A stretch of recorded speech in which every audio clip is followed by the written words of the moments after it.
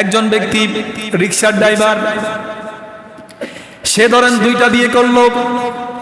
2টা বিয়ে করার পরে তার 2জন স্ত্রী বাড়িতে আছে। এখন একদিন সে রিকশা নিয়ে যখন বাড়ি থেকে বের হয়ে গেল, বাড়ি থেকে বের হওয়ার পরে প্রতিদিন সে রিকশা চালায়, ফেডেল মেরে মেরে সারাদিন কষ্ট করে সে রিকশায় টাকা উপার্জন করে বাড়িতে নিয়ে আসে, আর 2জন স্ত্রীকে নিয়ে আনন্দ করে নিজের সামর্থ্যের আলোকে যা পারে খায়। একদিন হঠাৎ করে সকালবেলা যখন রিকশাটা নিয়ে বের হয়ে গেল, বের হওয়ার পরে যখন হঠাৎ করে একটা অ্যাক্সিডেন্ট করলো, তার পায়ের রগটা ছিঁড়ে গেল। রগটা ছিঁড়ে যাওয়ার পরে ফেডেল মিস্টেক হয়ে যখন তার রগ ছিঁড়ে গেল, সে বাড়িতে আসলো। বাড়িতে আসার পরে প্রথম স্ত্রীর কাছে এসে বলল, ও স্ত্রী তুমি কোথায়, আমার তো পায়ের রগ ছিঁড়ে গেছে। প্রথম স্ত্রী দৌড়ায় আইসা তখন স্বামীকে দেখে কান্নাকাটি শুরু করলো, ও স্বামী তোমার পা কেমনে কাটছে, তোমার কি হয়েছে, কেমন হয়েছে, এই কথাগুলো বলে বলে সে সময় নষ্ট করা শুরু করলো। এদিকে রিকশার ড্রাইভার পায়ের থেকে রক্ত বের হতে হতে রক্ত কমে যাচ্ছে। এখন দ্বিতীয় স্ত্রী দৌড়ায় আসলো।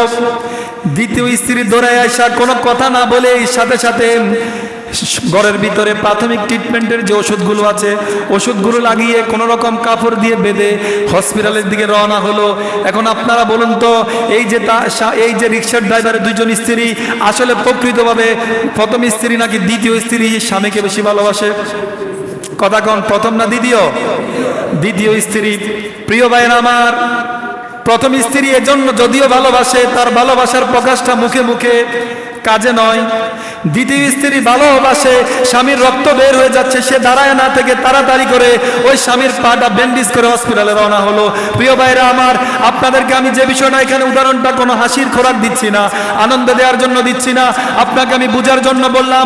যারা মুখে মুখে শুধু আশিকে রসুল বলবে আর কাজে কর্মে রসুলের আদর্শের বিরুদ্ধে যখন কোনো ধরনের স্লোগান হয়, রসুলের সম্মানে হাত দিয়ে যখন কোনো কথা বলা হয়, আবার রসুলকে নিয়ে যখন ব্যঙ্গচিত্র করা হয়, তখন যারা কথা বলে না, শুধু মুখে মুখে শুধু আশিকে রসুল বলে, আমরা বলি তারা আসলে আশিকে রসুল নয়, তারা ওই প্রথম স্ত্রীর মতো ভণ্ড। কথা বলেন ঠিক কিনা?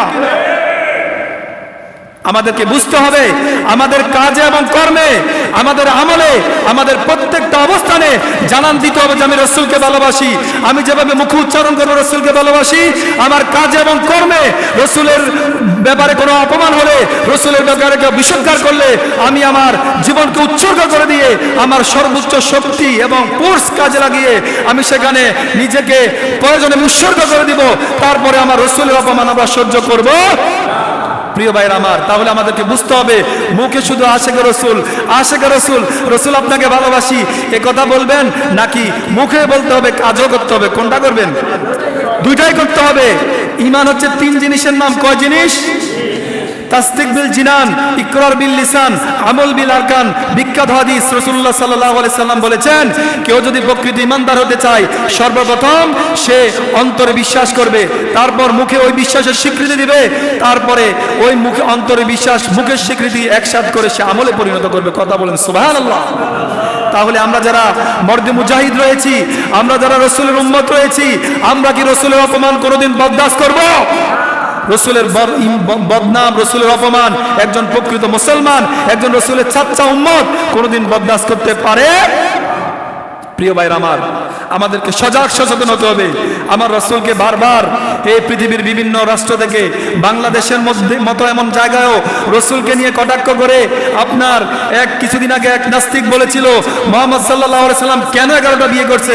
নিশ্চয়ই মুহাম্মদ সাল্লাল্লাহু আলাইহি সাল্লামের কোনো কুচিন্তা আছে। নাউজুবিল্লাহ কোন না? আরে আমার রসুল কি স্বেচ্ছায় বিয়েগুলো করেছে নাকি আমার আল্লাহর অর্ডার ছিল? আমার আল্লাহর অর্ডার রাসূলুল্লাহ সাল্লাল্লাহু আলাইহি সাল্লাম বিয়ে করেছেন।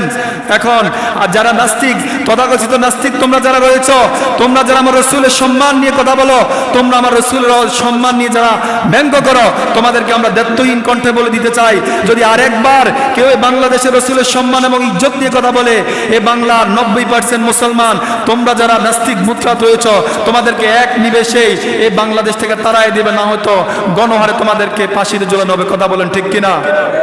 আমরা রসুলের ভালোবাসা আমরা 100% আমাদের অন্তরে আছে। রসুলের অপমান আমরা কোনোভাবে সহ্য করতে পারবো? প্রিয় ভাইরা আমার, আমাদের রসুলের আনুগত্যের কাছে আমাদের মস্তককে রসুলের আনুগত্যের কাছে আমাদেরকে সঁপে দিতে হবে। আল্লাহ রাব্বুল আলামিন বলেছেন, মাইয়ুতিউর রাসূল ফাকাদ আতা আল্লাহ, যে রসুল সাল্লাল্লাহু আলাইহি সাল্লামের আনুগত্য করলো ফাকাদ আতা আল্লাহ, সেজন্য আল্লাহরই আনুগত্য করলো। সুবহানাল্লাহ কর না। তাহলে যে রসুলের আনুগত্যের কাছে নিজেকে সঁপে দিল, সে কার আনুগত্য করলো? عن أبي هريرة رضي الله تعالى عنه قال قال رسول الله صلى الله عليه وسلم من أتاني دخل الجنة ومن عصاني فقد أبى। রাসূলুল্লাহ সাল্লাল্লাহু আলাইহি সাল্লাম বলছেন, যে ব্যক্তি আমার আনুগত্য করবে সে যাবে জান্নাতে, আর যে ব্যক্তি আমার সাথে বিশুদ্ধার করবে, আমার আনুগত্যের বাইরে গিয়ে নিজের মতপথে চলবে, সে যাবে জাহান্নামে। সবাই বলি নাউজুবিল্লাহ। আমরা এখানে যারা আছি, কেউ কি জাহান্নামে যেতে চাই? আরে কেউ কথা বল না, কেউ কি জাহান্নামে যেতে চাই? আমরা কেউ জাহান্নামে যেতে চাই না, বরং আমরা রাসূলুল্লাহর আনুগত্যের মধ্য দিয়ে, রাসূলুল্লাহর ভালোবাসার মধ্য দিয়ে, আমরা রাসূলুল্লাহর আনুগত্যের কাছে সারেন্ডার হয়ে আমরা আল্লাহর ভালোবাসা পেতে চাই। সাথে সাথে আমরা জান্নাতের সর্বোচ্চ মাকাম আল্লাহর কাছে কামনা করি। সবাই বলে আল্লাহুম্মা আমিন। আরে ভাই, জান্নাতে না যেতে পারলে তো আপনার মানব জীবনই ব্যর্থ, আপনার সমস্ত জীবনই ব্যর্থ হয়ে যাবে। এই জন্য রসুলের ভালোবাসা আমাদের থাকতে হবে 100%, সাথে রসুলের ভালোবাসার সাথে আল্লাহর ভালোবাসা এবং রসুলের আনুগত্য থাকতে হবে 100 1% কমানো এবং বাড়ানো যাবে নাকি? আপনি কমাইতেও পারবেন না, বাড়াইতেও পারবেন না, এই সুযোগ নাই, কোনো সুযোগ নাই। আপনাকে আমাকে রসুলের ভালোবাসার কাছে, আল্লাহর ভালোবাসার কাছে আমাদেরকে ফিরে যেতে হবে রসুলের আনুগত্যের মাধ্যমে। আল্লাহ যে আল্লাহ, এর পরিচয় কি আমি আমার বাবা শিখাইছে আমারে? আরে কথা কন না। আমি কি আমার দাদার কাছ থেকে শিখছি? আরে না ভাই, আল্লাহ যে একজন আছে, আল্লাহ যে আল্লাহ, এই শিক্ষা তো আমাদেরকে রসুল দিয়েছেন। এই শিক্ষা তো আমরা হাদিস থেকে পেয়েছি, এই শিক্ষা তো আমরা কোরআন থেকে পেয়েছি। কোরআন তো আসছে রাসূলুল্লাহর মাধ্যমে, হাদিস তো আসছে রাসূলুল্লাহর মাধ্যমে। এই আল্লাহ রাসূলের মাধ্যমে আমরা কোরআন এবং সুন্নাহ পেয়েছি। আমরা এই কোরআন এবং সুন্নাহ থেকে এক পাও সরার কোনো সুযোগ নাই। বিদায় হাজত ভাষণে রাসূলুল্লাহ সাল্লাল্লাহু আলাইহি সাল্লাম বলেছেন, তারা তুফি আমরাইন লান তাদিল্লু মা তাকমাসাতুম বিহিমা কিতাবাল্লাহি ওয়া সুন্নতি। রাসূল বলেছেন, ও শোনো আমার উম্মতেরা, ও আমার সাহাবীরা শোনো। 10,000 সাহাবীর সামনে রাসূলুল্লাহ ভাষণ দিয়ে বলছেন, তোমরা এই যে শেষ জামানায় তোমরা যখন বিপদে মুসিবতে পড়ে যাবা, তোমরা বিপদে মুসিবতের থেকে বাঁচার জন্য তোমরা আমার আল্লাহর কোরআনের কাছে এবং আমি রাসূলের সুন্নাহর কাছে যখন তোমরা যাবা, এই আল্লাহর কোরআন এবং আমি রাসূলের সুন্নাহ যখন তোমরা আঁকড়ে ধরবা, তাহলে তোমাদের পৃথিবীর কোনো তন্ত্রমন তোমাদেরকে কোনো তোমার বিপদগামী করতে পারবে না। সুবহানাল্লাহ না। তাহলে আমাদের আস্থা এবং ভালোবাসা একদম সর্বোচ্চ নির্ভরশীলতার জায়গা হচ্ছে আল্লাহর কোরআন এবং রাসূলের, কথা কন না, আল্লাহর কোরআন এবং রাসূলের সুন্নাহর কাছে হচ্ছে আমাদের সর্বোচ্চ ভালোবাসা এবং পাওয়ার জায়গা। সুবহানাল্লাহ।